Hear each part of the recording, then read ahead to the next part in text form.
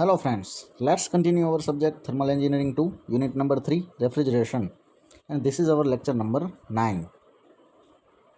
Rotary compressors. Rotary compressors are positive displacement compressors. They are commonly used to replace piston compressor where large volume of high pressure air are needed. Okay, piston compressor છે એને rotary compressor દ્વારા ક્યારેક replace કરવામાં આવે જ્યારે high પ્રેશરની જરૂરિયાત હોય ત્યારે, ઊંચું દબાણ જરૂરી હોય ત્યારે. or it is also used for industrial applications. Okay, now first one, rotating vane rotary compressor. Here you can see a rotating vane rotary compressor. Here some different parts: casing, rotor, inlet, delivery to condenser, spring loaded vanes which slides in slots cut in rotor drum.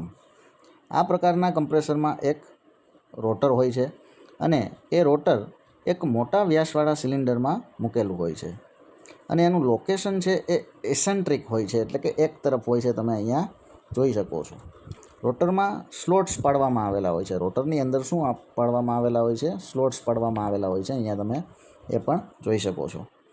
આ સ્લોટમાં વેન્સને મૂકવામાં આવે છે. આ vans સ્લોટની અંદર ફરી શકવા મુક્ત છે. જે વેન્સ છે એ સ્લોટની અંદર ફરી શકવા માટે કેવી હોય છે? મુક્ત હોય છે. ફ્રીલી એ ફરી શકે છે. આથી તે કમ્પ્રેસરને સ્લાઇડિંગ વેન કમ્પ્રેસર પણ કહેવાય. આથી તેને શું કહેવાય? Sliding vane compressor. અને એ એક પ્રકારનું પોઝિટિવ ડિસ્પ્લેસમેન્ટ કમ્પ્રેસર છે. હવે તમે અહીંયા જોઈ શકો છો એક કટ હવે વ્યૂ દર્શાવેલો છે રોટેટિંગ વેન રોટરી કમ્પ્રેસરનો. એના જુદા જુદા કમ્પ્રેશન પાર્ટ્સ પણ દર્શાવેલા છે: cylinder, crankshaft, sealing vane, rolling piston, rolling vane. Okay, અને નીચે જુદી જુદી થિયરી ઓપરેશન્સ દર્શાવેલ છે. First suction, then compression, discharge.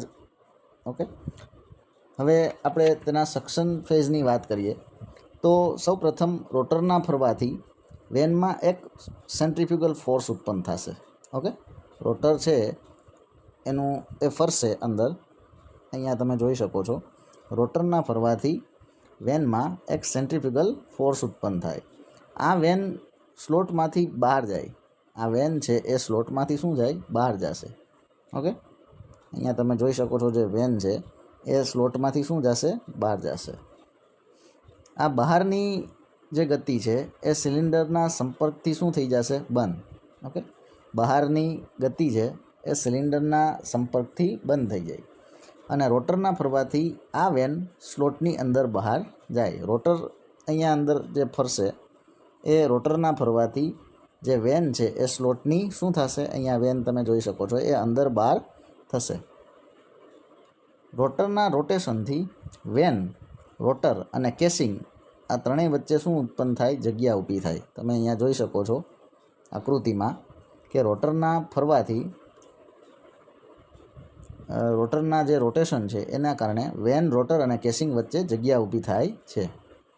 આ જગ્યાના કારણે સક્શન પોર્ટની આ સ્પેસ સક્શન પોર્ટની જોડે કનેક્ટેડ હોય છે. આ સ્પેસ જે છે એ સક્શન પોર્ટ સાથે કનેક્ટેડ હોય અને એના કારણે જ ગેસ છે એ શું થાય? અંદર દાખલ થાય.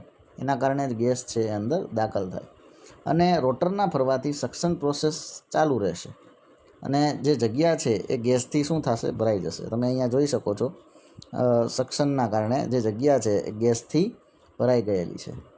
આ કમ્પ્રેસરમાં સક્શન વાલ્વની જરૂરિયાત નથી. એનું કારણ એવું છે કે વેન ઊંચા અને નીચા દબાણવાળી જગ્યાઓને જુદી પાડે છે. જે વેન છે તમે અહીંયા જોઈ શકો છો, વેન છે એ ઊંચું દબાણ અને નીચા દબાણ બંને જગ્યાઓને એકબીજાથી જુદી પાડે છે. અહીંયા વેન આવેલી જે છે એ ઊંચું દબાણ અને નીચી દબાણ બંને જગ્યાઓને જુદી પાડે છે અને જેના કારણે સક્શન વાલ્વની કોઈ જરૂરિયાત રહેતી નથી.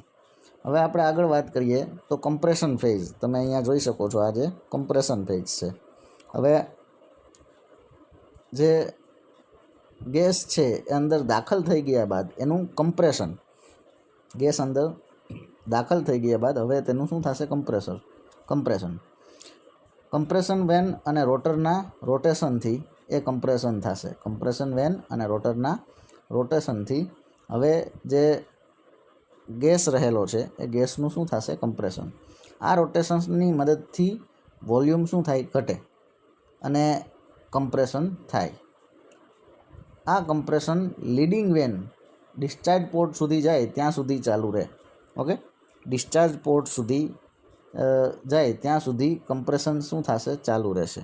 ઓકે, ડિસ્ચાર્જ પોર્ટ સુધી જાય ત્યાં સુધી અહીંયા સુધી જે કમ્પ્રેશન છે એ શું રહેશે? ચાલુ રહેશે. અને કમ્પ્રેસ થયેલો જે ગેસ છે એ ત્યારબાદ શું જશે? બહાર જશે. કમ્પ્રેસ થયેલો ગેસ છે એ ત્યારબાદ અહીંયાથી શું થશે? બહાર જશે. ઓકે, આ કમ્પ્રેસરમાં ક્લિયરન્સ વોલ્યુમ હોતું નથી. આ કમ્પ્રેસરમાં કોઈ પણ જાતનું ક્લિયરન્સ વોલ્યુમ હોતું નથી અને બધો જ ગેસ શું થઈ જાય? ડિસ્ચાર્જ થઈ જાય. ઓકે, બધો જ ગેસ અહીંયા શું થઈ જશે? ડિસ્ચાર્જ થઈ જશે. અહીંયા તમે સક્શન અને કમ્પ્રેશન પ્રોસેસ સમજવા માટે 4 જુદી જુદી આકૃતિઓ આપેલી છે. ઓકે, જેમાં વેન તમે જોઈ શકો છો ઉપર નીચે તરફ જઈ રહી છે અને જે રોટર છે એ પણ રોટેટ થઈ રહ્યું છે. અહીંયા તમે 2 જુદા જુદા પાર્ટ જોઈ શકો છો. ઓકે, ઊંચું દબાણ અને નીચા દબાણવાળી જે બંને ગેસ છે, બંને જગ્યાઓ એને આ વેન છે એ જુદી પાડે છે. ઊંચું દબાણ ધરાવતું અને નીચી દબાણ ધરાવતું. સક્શન અહીંયાથી તમે જોઈ શકો છો. Discharge. Okay, so very simple vane type rotary compressor તમે આને કહી શકો. Benefits: compared with the reciprocating compressor, the rotary vane compressor has higher efficiency due to less losses from clearance volume and discharge valve resistance, then smaller dimensions and lighter weight per unit capacity, 40% to 50% savings, less vibration, less components and higher reliability because there is no conversion from rotations to reciprocations. Okay, then limitations: compared with other compressors discussed below, rotary vane compressor has smaller capacity, normally below 5 tons or you can say 18 kilowatt due to the limitation of its structure, lower reliability due to more components, lower energy efficiency due to the losses from clearance volume. Then applications: appliances such as household refrigerators and freezers, then residential air conditioning and heat pump products below 5 tons or you can say 17.6 kilowatt. Now rolling piston rotary compressor. Okay, તમને અહીંયા જે આકૃતિમાં દર્શાવેલું છે તે એક rolling piston rotary compressor છે. તેના જુદા જુદા ભાગ તમે અહીંયા જોઈ શકો છો. Blade, housing, cylinder, eccentric, roller or you can say impeller, rotor shaft, okay, and discharge. સો જુદા જુદા ભાગો દર્શાવતી આકૃતિ અહીંયા આપેલી છે. હવે એના ઓપરેશન્સની વાત કરીએ આપણે. આ જાતના કમ્પ્રેસરમાં એક બ્લેડ સિલિન્ડર હાઉસિંગમાં બેસાડેલી હોય છે, જે તમે અહીંયા જોઈ શકો છો. આ જાતના કમ્પ્રેસરમાં એક બ્લેડ સિલિન્ડર હાઉસિંગમાં બેસાડેલી હોય છે.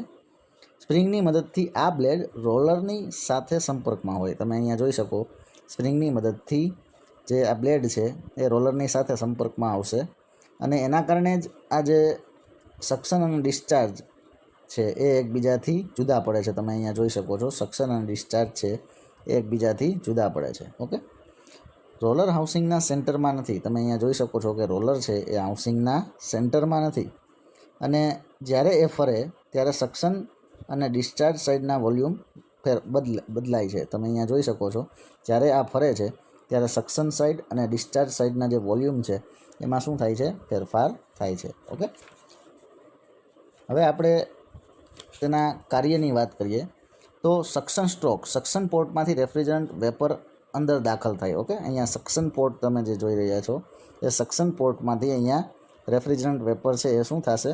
દાખલ થશે. કમ્પ્રેશન સ્પ્રિંગની મદદથી બ્લેડ ઓપરેટ થાય છે. કમ્પ્રેશન સ્પ્રિંગ છે અહીંયા, એની મદદથી બ્લેડ ઓપરેટ થાય. લીકેજ અટકાવવા માટે પણ સ્પ્રિંગ ઉપયોગી છે. જે વેપર અંદર આવશે તે ઇમ્પેલરની મદદથી શું થશે? બંધ થશે. જે વેપર અહીંયા અંદર આવશે તે ઇમ્પેલરની મદદથી બંધ થશે. અને ઇવોપરેટરમાંથી બીજી વેપર આવશે નહીં. ઇવોપરેટરમાંથી બીજી કોઈ વેપર આવશે નહીં. હવે કમ્પ્રેશન સ્ટ્રોકની જો આપણે વાત કરીએ તો રોલરના રોટેશનથી ગેસ દબાય છે. ઓકે, રોલરના રોટેશનથી ગેસ દબાય છે. તમે અહીંયા જોઈ શકો છો કે રોલર આ તરફ રોટેટ થાય છે, જેના કારણે ગેસ દબાય છે. અને સક્શન ગેસ પણ અંદર આવે છે. એના કારણે જ અહીંયાથી સક્શન ગેસ છે એ શું થાય છે, અંદર આવે છે. બરાબર. બ્લેડ બે ગેસનું મિશ્રણ થતું અટકાવે છે. અહીંયા બે જે બ્લેડ છે એ બે ગેસનું મિશ્રણ થતું અટકાવે. ડિસ્ચાર્જ વાલ્વ જ્યાં સુધી દબાણ ઉત્પન્ન ન થાય ત્યાં સુધી ખુલતો નથી. ચોક્કસ એક દબાણ ઉત્પન્ન ના થાય ત્યાં સુધી આ ડિસ્ચાર્જ વાલ્વ ઓપન થશે નહીં. અહીંયા ચોક્કસ એક દબાણ ઉત્પન્ન થશે ત્યારબાદ જ એ ડિસ્ચાર્જ વાલ્વ ખુલશે. જરૂરી દબાણ જ્યારે થઈ જશે ઉત્પન્ન, ત્યારે એ ડિસ્ચાર્જ વાલ્વ ખુલશે અને જે ગેસ છે એ અહીંયાથી ક્યાં જશે, કન્ડેન્સરમાં ડિસ્ચાર્જ થશે. આ પ્રકારના કમ્પ્રેસરમાં એક વાલ્વ હોય છે અને જેના કારણે ઊંચા દબાણવાળો ગેસ ઇવોપરેટરમાં જઈ શકતો નથી. બરાબર. આ ઊંચા દબાણ ધરાવતો ગેસ ઇવોપરેટરમાં ન જાય તેના માટે એક અહીંયા વાલ્વ પણ આવેલો હોય છે. અહીંયા તમે જોઈ શકો છો કે આ રોલિંગ પિસ્ટન ટાઈપ રોટરી કમ્પ્રેસરની તમને એક એના પાર્ટ્સ દર્શાવતી બીજી એક સરસ આકૃતિ દર્શાવેલી છે. અને કમ્પ્રેશન સાયકલ પણ અહીંયા તમે જોઈ શકો છો દર્શાવેલી છે નીચે. ઓકે, નાવ સ્ક્રૂ કમ્પ્રેસર. ઓકે, ઇન્ડસ્ટ્રીયલ રેફ્રિજરેશનમાં આવા પ્રકારના જે સ્ક્રૂ કમ્પ્રેસર છે એ ખૂબ જ મહત્ત્વના છે. ઇન્ડસ્ટ્રીઝમાં બે પ્રકારના સ્ક્રૂ કમ્પ્રેસર વપરાય જનરલી. એક સિંગલ સ્ક્રૂ કમ્પ્રેસર અને બીજો છે ટ્વિન સ્ક્રૂ કમ્પ્રેસર. ખાસ કરીને ટ્વિન સ્ક્રૂ કમ્પ્રેસર છે એ વધારે પડતો વપરાય છે. આ પ્રકારના કમ્પ્રેસર જે છે એ રેસિપ્રોકેટિંગ અને સેન્ટ્રીફ્યુગલ કમ્પ્રેસર પછી કમ્પ્રેસરની એક સ્ટાન્ડર્ડ ચોઇસ કહી શકીએ આપણે એને. આ એક પોઝિટિવ ડિસ્પ્લેસમેન્ટ કમ્પ્રેસર પણ છે. અને આ પ્રકારના કમ્પ્રેસરમાં બે હેલિકલ ગ્રુવ રોટર્સ સિલિન્ડરમાં મૂકેલા હોય અને એમાં જરૂરી ઇનલેટ અને આઉટલેટના પોર્ટ પણ મૂકવામાં આવે છે. અહીંયા એક સરસ મજાનો કટ હવે વ્યૂ દર્શાવેલો છે. કમ્પ્રેશન પાર્ટ પણ દર્શાવેલા છે, જેમાં બે જુદા જુદા હેલિકલ સ્ક્રૂઝ જે છે, જેમાં એક મેલ રોટર અને બીજો ફિમેલ રોટર તરીકે ઓળખાશે. અને જે કમ્પ્રેશન પ્રોસેસ છે એ પણ સરસ રીતે દર્શાવેલી છે. ઓકે, હવે આપણે સિંગલ સ્ક્રૂ કમ્પ્રેસર વિશે જો વાત કરીએ તો સિંગલ સ્ક્રૂ કમ્પ્રેસરમાં એક મુખ્ય રોટર અને બે જનરેટર્સ હોય છે. બરાબર. જનરેટરને સ્ટાર વ્હીલ પણ કહેવાય. સ્ટાર વ્હીલ એક સ્ક્રૂ જોડે મેચ થાય છે. સ્ટાર વ્હીલ જે છે એ એક સ્ક્રૂ જોડે મેચ થાય. સ્ટાર વ્હીલ્સ જુદા જુદા શાફ્ટ ઉપર મૂકેલા હોય. ત્યારબાદ આ શાફ્ટ છે એ એકબીજાને કેવા હશે, સમાંતર જ હશે. અહીંયા એ ખાસ ધ્યાન રાખશો. અને રોટર વ્હીલને લંબ રાખવામાં આવેલા હોય છે. બરાબર. શાફ્ટ છે એકબીજાને સમાંતર અને રોટર વ્હીલ જે છે એને કેવા હોય છે, લંબ હોય છે. આ જાતના કમ્પ્રેસરમાં મુખ્ય રોટરમાં ટિપિકલી 6 હેલિકલ ફ્લુઇડ્સ હોય છે. 6 હેલિકલ ફ્લુઇડ્સ હોય છે. અહીંયા તમે આ જે જોઈ રહ્યા છો એના શેપ, એ 6 જેટલી હેલિકલ ફ્લુઇડ્સ તેમાં હોય છે. તેનો પ્રોફાઇલ ગ્લોબોઇડ આકારનો કહી શકાય એને. તેના જે પ્રોફાઇલનો શેપ છે એ ગ્લોબોઇડ રૂપમાં હોય છે. આ જાતના રોટરના સ્ટાર વ્હીલ્સમાં 11 દાંતા હોય. કેટલા? ખાસ યાદ રાખજો. આ જાતના રોટરના સ્ટાર વ્હીલમાં 11 જેટલા દાંતા હોય છે. આ બંને વ્હીલ્સ એકબીજાની વિરુદ્ધ દિશામાં તમે અહીંયા જોઈ શકો છો એ મુજબ રાખવામાં આવે છે. જ્યારે મુખ્ય સ્ક્રૂ ફરે, જ્યારે મેઇન સ્ક્રૂ જે છે, મેલ રોટર જેને કહીએ છીએ, એ મુખ્ય સ્ક્રૂ જ્યારે ફરે ત્યારે સ્ક્રૂ ફ્લુઇડ અને સ્ટાર વ્હીલ્સની અને કેસિંગની વચ્ચે જગ્યા ઉત્પન્ન થાય અને સક્શન પોર્ટ ઉપર લોબ્સ જે છે એ કેવા પડશે, જુદા પડશે. સક્શન પોર્ટ પર લોબ્સ જુદા પડે અને વોલ્યુમમાં વધારો થવાથી દબાણ ઘટે છે અને એના કારણે જે ફ્લુઇડ છે એ સક્શન વેપરથી શું થાય, ભરાઈ જાય. અને આ પ્રક્રિયા ફ્લુઇડનો સક્શન છેડો સ્ટાર વ્હીલથી મેશ થઈ જાય ત્યાં સુધી ચાલે. મુખ્ય રોટર ફરવાનું ચાલુ રાખે અને જે સ્ટાર વ્હીલ જે બીજું છે એના દાંતા જોડે એન્ગેજમેન્ટ કરશે. બરાબર. સ્ટાર વ્હીલ જે બીજું છે એના દાંતા જોડે શું થશે, એન્ગેજમેન્ટ થશે ફિમેલ રોટર સાથે. બરાબર. અંદર આવી ગયેલો જે ગેસ છે એ ફ્લુઇડ કેસિંગ દિવાલો અને બંને જે સ્ટાર વ્હીલ છે એની વચ્ચે રહેશે, બરાબર. અંદર આવી ગયેલો ગેસ અને એ ગેસનું દબાણ શું થશે? વધશે. અને જે ફ્લુઇડ છે એ ફરતા ફરતા દબાયેલો ગેસ ડિસ્ચાર્જ પોર્ટ સુધી પહોંચે. ઓકે, ડિસ્ચાર્જ પોર્ટ તમે અહીંયા જોઈ શકો છો, ડિસ્ચાર્જ પોર્ટ. આ ડિસ્ચાર્જ પોર્ટ સુધી પહોંચે અને ગેસ સતત ફરતા ફ્લુઇડ વડે ડિસ્ચાર્જ પોર્ટ સુધી જશે અને કદ શૂન્ય થાય એટલે કે પૂરેપૂરું ખાલી થઈ જાય, પૂરેપૂરો કમ્પ્રેસ્ડ ગેસ છે એ બહાર નીકળી જાય, ત્યાં સુધી આ ક્રિયા શું થશે? ચાલુ રહેશે. આ જાતના કમ્પ્રેશનમાં રીએક્સપાન્શન માટે રહેતો ગેસ ખૂબ જ ઓછો રહે છે. ઓકે, ફરીથી એટલે કે એની અંદર કોઈ ક્લિયરન્સ રહેતું નથી. આ જાતના કમ્પ્રેશનમાં compression action star wheel, casing અને સ્ક્રૂ રોટર ઉપર આધારિત છે. તેથી વાલ્વ જરૂરિયાત અહીંયા રહેતી નથી. કમ્પ્રેસર કાર્ય ન કરતું હોય ત્યારે ગેસનો એક બેક ફ્લો અટકાવવા ચેક વાલ્વ ડિસ્ચાર્જ લાઇનમાં વપરાય છે. ટ્વિન સ્ક્રૂ કમ્પ્રેસર પણ કંઈક આ જ રીતે કાર્ય કરે છે. Benefits. Compared to compressors discussed above, the rotary screw compressor has the following benefits: simple structure, less components, large capacity and higher efficiency. Then less vibration and less surging due to continuous gas displacement via sweeping motion of the rotors. Better adjustment in cooling capacity without causing unstable operation, which is sometimes an issue with centrifugal compressors. Less sensitive to liquid sludging, but long-term liquid slugging will impact the reliability of the compressor. Now, limitations. Impractical to design to a capacity below 20 tons, or you can say 70 kilowatt, due to the rotor processing technology. Applications. Screw compressors have been developed to compete with large reciprocating and small centrifugal compressors in both air conditioning and refrigeration markets. It is used for commercial and industrial air conditioning and refrigeration applications with a capacity range from 20 to 750 tons. Now, scroll compressor. Scroll કમ્પ્રેસરની વાત કરીએ આપણે તો મુખ્યત્વે એમાં બે ભાગ હોય છે, સ્ટેશનરી સ્ક્રોલ અને ઓર્બિટિંગ સ્ક્રોલ. ઓકે, ફિક્સ્ડ તમે અહીંયા જોઈ શકો છો, એક ફિક્સ્ડ સ્ક્રોલ અને બીજું એક ઓર્બિટિંગ સ્ક્રોલ. ઓકે, એ સિવાય તેના જુદા જુદા ભાગ તમે જુઓ તો ડિસ્ચાર્જ પોર્ટ છે, મોટર શાફ્ટ છે. ઓકે, સો સ્ક્રોલ કમ્પ્રેસર તમે સમજી શકો એ માટે અહીંયા એક સરસ મજાની આ આકૃતિ છે એ દર્શાવેલી છે. ત્યારબાદ અહીંયા તમે જોઈ શકો છો જે સ્ક્રોલ કમ્પ્રેસરના જે મુખ્ય બે ભાગ છે, stationary scroll, orbiting scroll, discharge line, suction line. Okay, ત્યારબાદ અહીંયા તમે એક કટ અવે વ્યૂ જોઈ શકો છો સ્ક્રોલ કમ્પ્રેસરનો, સરસ મજાનો દર્શાવેલો છે. હવે કમ્પ્રેશનની જે પ્રોસેસ છે, સક્શન, કમ્પ્રેશન અને ડિસ્ચાર્જ, આ પ્રકારના કમ્પ્રેસર ઓર્બિટિંગ મોશનવાળા પોઝિટિવ ડિસ્પ્લેસમેન્ટ કમ્પ્રેસર તરીકે ઓળખાય. આ કમ્પ્રેસરમાં એકબીજાની જોડે બેસતા જે બે સ્પાઇરલ આકારના સ્ક્રોલ મેમ્બર જે અહીંયા છે, ફિક્સ્ડ સ્ક્રોલ અને orbital scroll.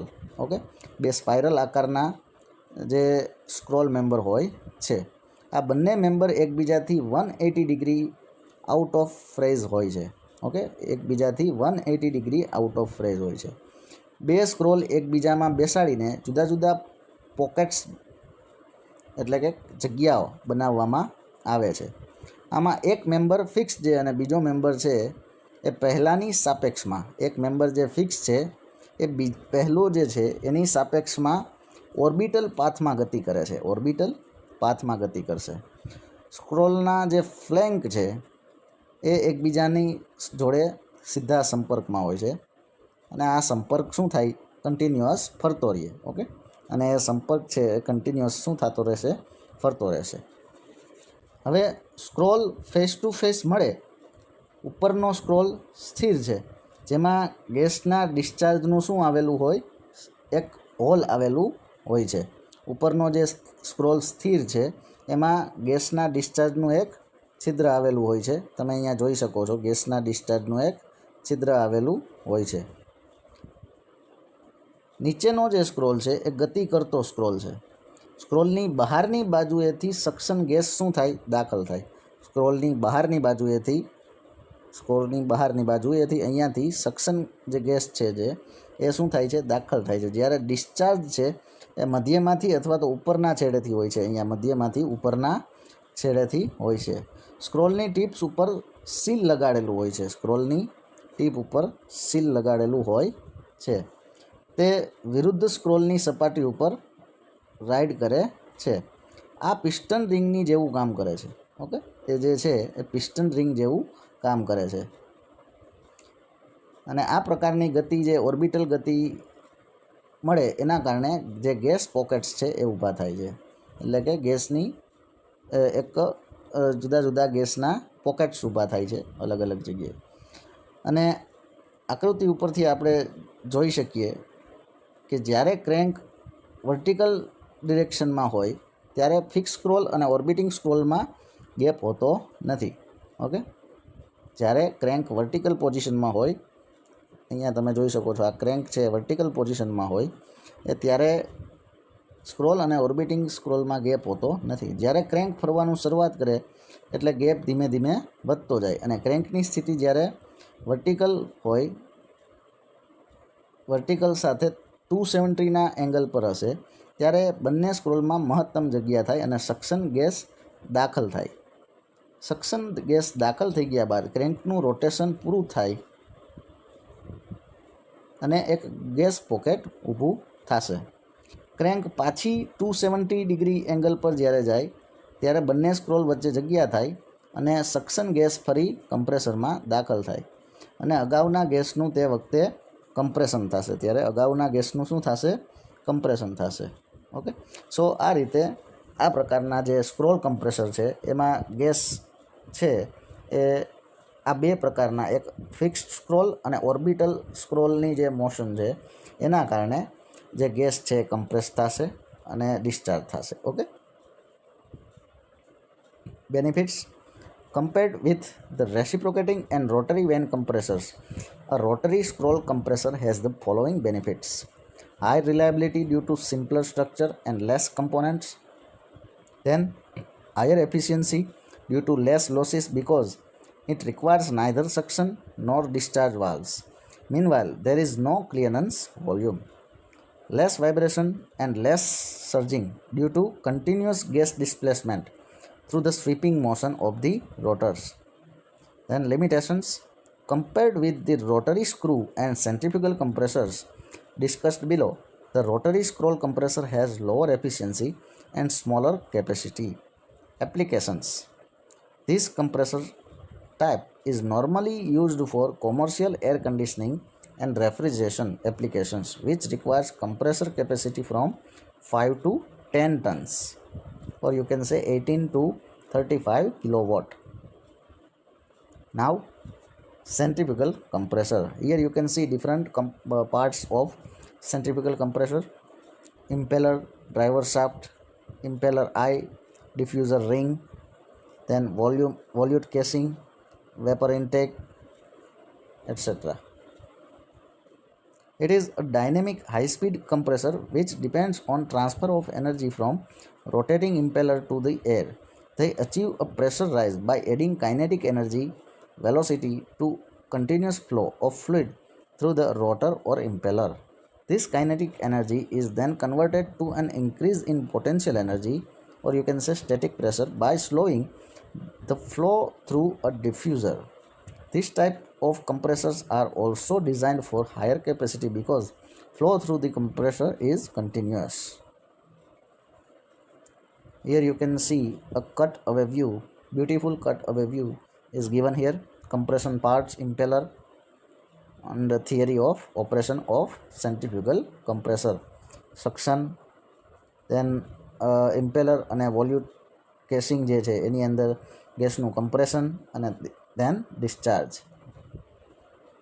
Benefits. Compared with other compressors discussed in this A centrifugal compressor has the following benefits: largest capacity, which can be up to 10,000 tons, higher efficiency, then higher heat transfer coefficient in evaporator and condenser due to oil-free refrigerant, then compact structure, lighter weight per unit capacity, then higher reliability and lower maintenance cost, then less vibration due to continuous gas displacement, and multiple energy resources can be used for driving the compression.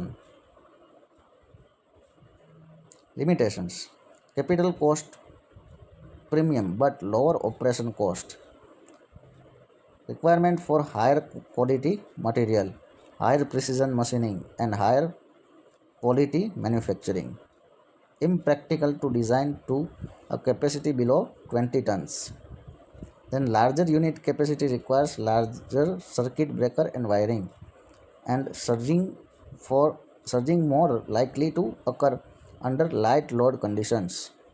And applications: a centrifugal compressor is best suited for large cooling application above 200 tons, or you can say 700 kilowatt, and is the most popular compressor type for commercial and industrial air conditioning and refrigeration system. It competes with screw compressors and large reciprocating compressors. હવે આપણે જોઈએ તો જુદા જુદા પ્રકારના compressor વિશે આપણે study કરી ગયા. તો એ બધા વચ્ચે કમ્પેરિઝન જો આપણે કરીએ તો પોઝિટિવ ડિસ્પ્લેસમેન્ટ કમ્પ્રેસરમાં આપણે reciprocating, single acting, then rotating vane type, રોટરીમાં સ્ક્રોલ ટાઈપ, સ્ક્રૂ કમ્પ્રેસર, એ તમામ જોઈ ગયા. તો એ તમામ માટે cost per kilowatt, efficiency, vibration, ત્યારબાદ મેન્યુફેક્ચરિંગ એક્યુરેસી કેવી રિક્વાયર્ડ છે, અને ઇનપુટ પાવર પર યુનિટ કેટલો છે એ તમે જોઈ શકો છો અહીંયા.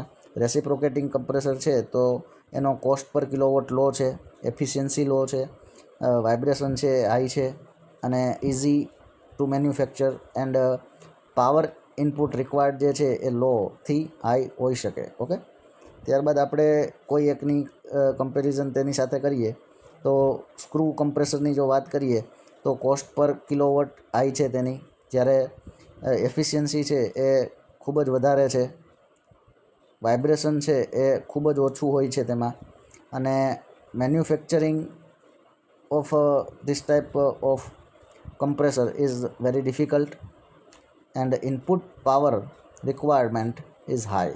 ઓકે, સો તમે આ રીતે જુદા જુદા પ્રકારના જે કમ્પ્રેસર્સ છે એની કમ્પેરિઝન અહીંયા સરસ રીતે આપેલી છે. Thank you.